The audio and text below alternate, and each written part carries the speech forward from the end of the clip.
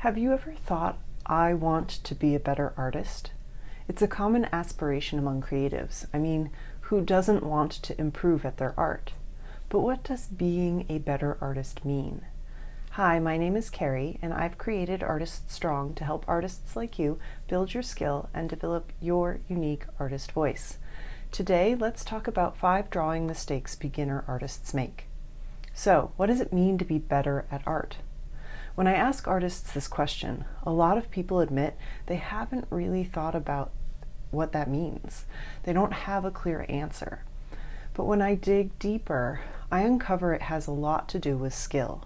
We all wish we were more skillful. And when we talk about skill in drawing, generally that means we're talking about capturing likeness, either drawing from life or from a photo reference. Thankfully, skill is something anyone can develop.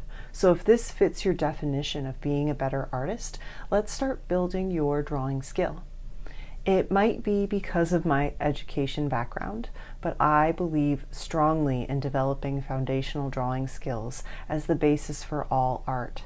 Think about it. If we know we can draw realistically, then we can be more confident in all the art that we create. It means that you aren't choosing abstraction because you can't draw realistically. You choose abstraction because it's a means to communicating your unique artist voice. So let's go through the 5 drawing mistakes beginner artists make. Did you add more than one layer of marks to your surface? Let's start with a simple question with an easy answer. Is it easier to erase light or dark marks? We all know the answer to this. It's light marks that are easier to erase. But for a lot of artists seeking to draw realistically, it's like this simple fact just slips our minds. We grab our pencils tightly and then apply a lot of pressure to the paper, sometimes even making a dent in the surface. Your first marks should rarely be your last marks when it comes to drawing from life or from photo reference. If you are aiming to match the image that you are looking at, it will take many layers of marks to help you refine and become increasingly accurate in your drawing. Start with super soft, light lines to guide your compositional decisions. If you start with super soft lines, you barely need to use an eraser because it's easy to progressively add darker marks as we grow increasingly confident with the lines that we are making. Where and how did you begin your drawing?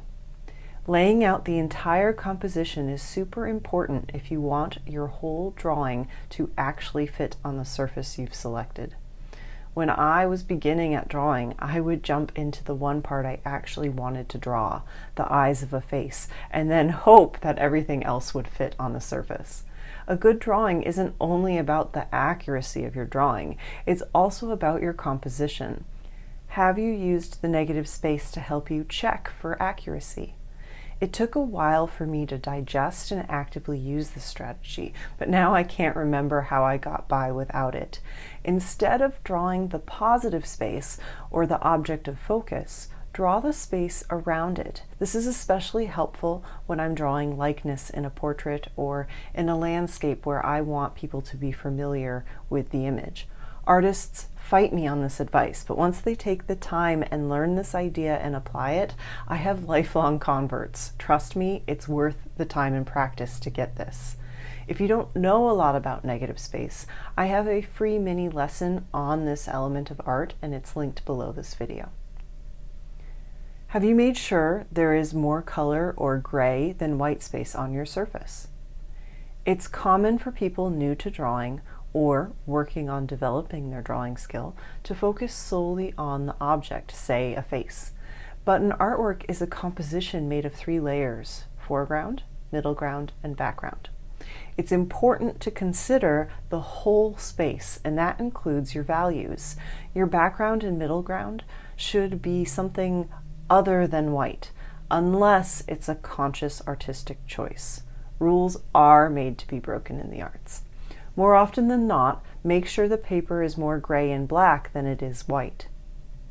How many gradations of light and dark do you have in your image? And speaking of value, I encourage you to include as many subtle variations of tone as possible.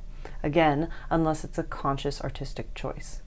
When I see artists looking to work realistically and copy from photo reference or draw from life, sometimes they oversimplify the lights and darks visible in the work. You can take a photo and make it black and white if you are working in color or from life to see your tones. You can also squint your eyes like this at whatever you're looking at. Squinting helps us to see different steps in value. If drawing realistically is important to you and a measure of your success as an artist, please join me for my free 7-day challenge called Drawing Drills. In this free activity, I break down the science behind developing expertise and the exact formula you can use to start improving your skill in as little as 7 days. We begin February 15th, and don't worry, if you catch this video later, you can still participate. Just sign up below this video to get started. Now, it's time to be creatively courageous. What is one tip you can take from today's conversation and begin applying to your own art? Tell me about it in the comments below.